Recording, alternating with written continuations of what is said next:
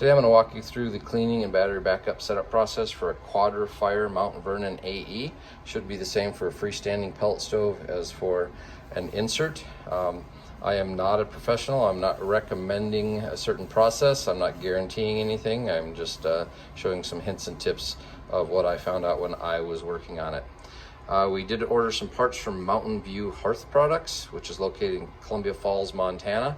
We had a 12-volt cord, which allows us to adapt this for 12-volt usage for when your power's out. The pellet stove will still work. I'll explain that near the end of the video. And then we also bought two replacement pieces that we need. One was the fire pot gasket. If you've had the stove for very long at all, I would recommend getting one of these. They're, I think, $11 or $12, and chances are yours is going to need to be replaced. If not, it's nice to keep them on hand. And then the other part was a thermocouple cover, and those tend to break. They're just a ceramic piece that slips over the thermocouple, and nice to keep an extra one of those. We didn't end up replacing it, but we're just gonna have an extra on hand.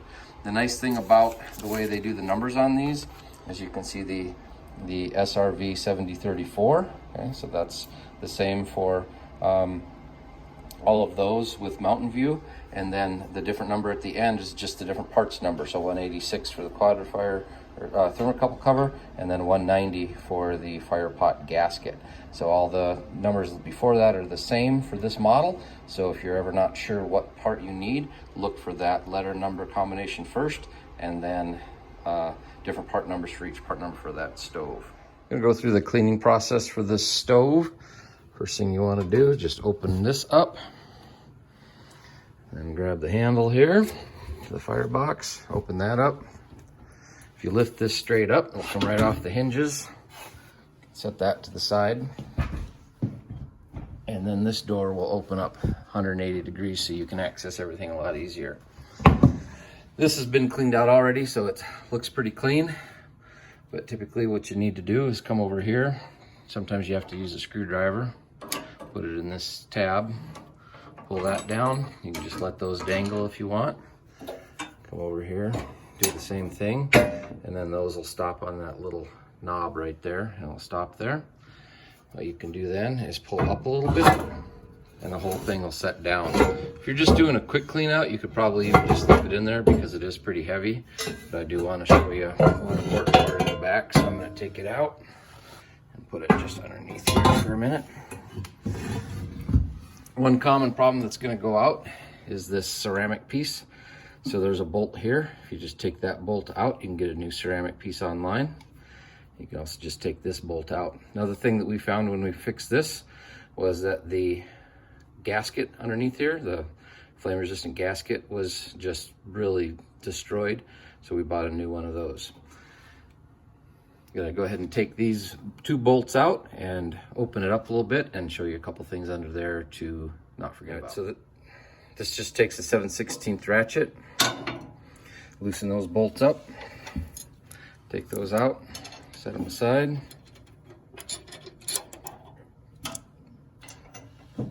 And then this piece will just fold back up out of the way. That's about all you need to do with that. This piece you need to take out.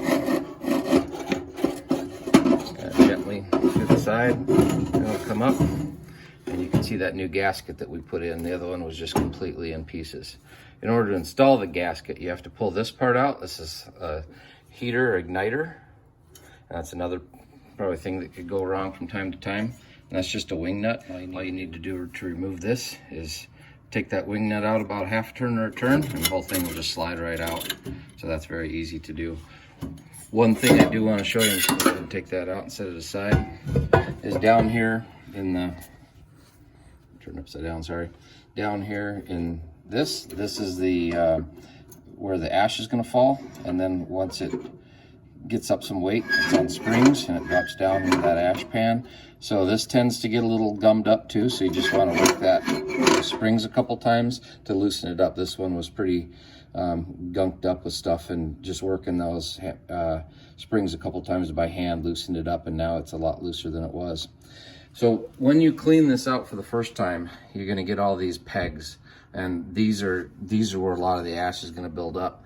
So if you take just a soft bristle brush attachment to a vacuum cleaner, shop vac, you can work these. You can also just take we used a lint cleaning tool for a dryer and worked that through all these, and it came off, and just vacuumed that up, you know, ran the brush along with the vacuum, and that kept the dust down really well. The vacuums do tend to clog up really fast because the ash is so fine.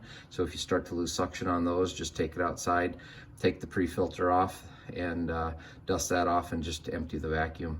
We probably really only came up with a couple cups of ash total, but I think I had to clean the vacuum out 4 or 5 times just because it gets gummed up so easy.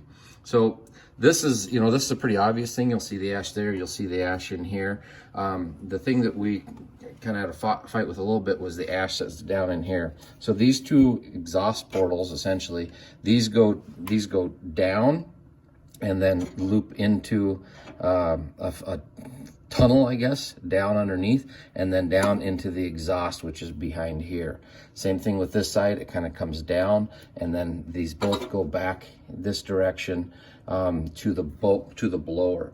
That tunnel down to the blower also had ash in it, and it's important to get all that out. What we had done is end up taking off the blower and vacuuming out in there, which I'll show you how to do that here in a minute also. But a tool that is very handy to have is a vacuum attachment that has a bit of a curve to it. Anything you can get that gets down in there is going to be very important because it's really hard to get down in there. That was probably the most challenging part of the job, was finding a way to get the ash vacuumed up that was down in here.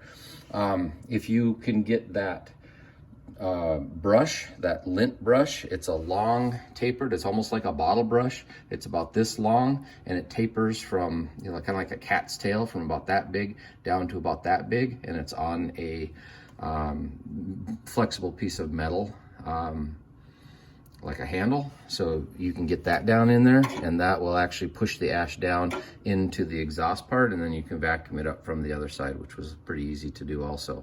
I never was able to find a vacuum attachment that fits down in the hole. That would be ideal, but I wasn't able to find one. There's probably one online or a solution somewhere.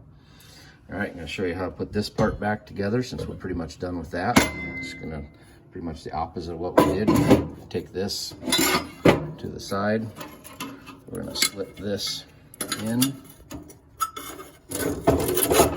Hard to do one-handed. Slip that in, and then just tighten that wing nut, like so. This will make sure those wires get out of the way. Drop that down.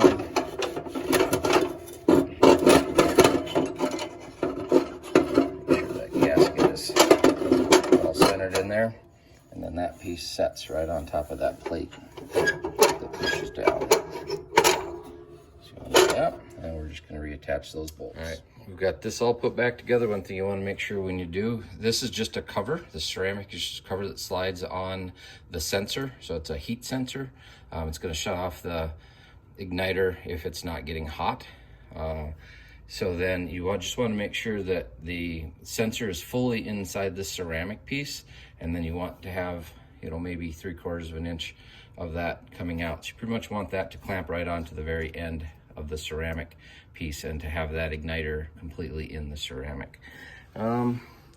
It wouldn't hurt to, you know, vacuum that out. That's your clean air coming in.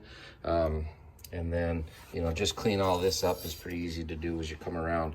When you put the cover back on, or before you put the cover back on, well, not the cover, but the door, you're probably going to want to make sure to clean that off. And just for this one, it flaked off pretty easily. There's a pretty good buildup on there. But there's special glass cleaners you can use. Just make sure it's dry. You don't want any of the glass cleaner to get on this gasket because it can corrode it prematurely and cause failure with that, and that's a difficult thing to replace. All right, for the next step, we're going to clean out the ash pan, which is going to be down here underneath. So just pull this pan out. Doesn't always come straight out. You can see we've cleaned that out. One other kind of problem we had was getting back down in here. Let me see if I can get a good shot of that. Back in these holes back here, there was some ash and some unburned pellets. So we just used an extension tube on the vacuum, and that was able to get those out. That was kind of tough getting stuff back in there. There's these two things. Another thing that would work really well is a piece of metal that's just bent, so it kind of makes a rake, so you can reach it back in there and scoop things out up towards you so that you can access it with a vacuum a little easier.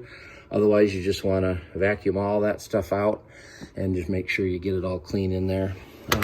If you look up, let me turn my flash on. All right, so you can see once we pulled the ashtray out, you can clean that out, vacuum out that ashtray where all the ashes fall.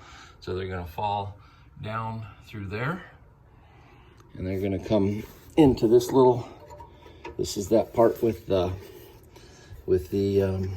it's on the springs. You can see my hands from above pushing down that. And this is just an automatic thing. Every so often when it cycles through, it'll trigger this and it'll dump the ash out. That whole thing will come down and it'll dump the ash out.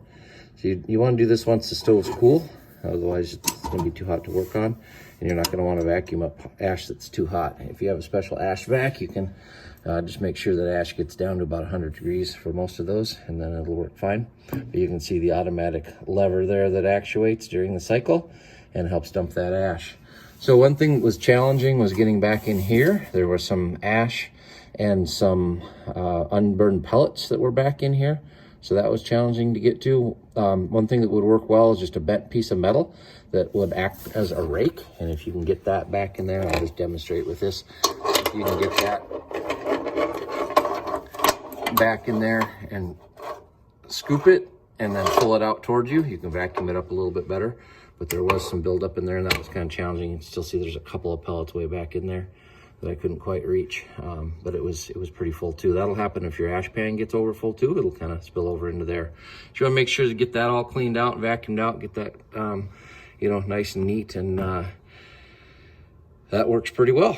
A crevice tool attachment to a vacuum can get back in there pretty well. That combined with that little rake, bent piece of metal rake tool, are good things to have for this project. So I'm gonna button this back up and then show you the fan. All right, for this section, we're gonna show you how to take off the side panel for this so you can access the blower fans. So there's gonna be a couple of screws. There's a screw there, there's a screw there, there's a screw there, and then there's gonna be a screw down there.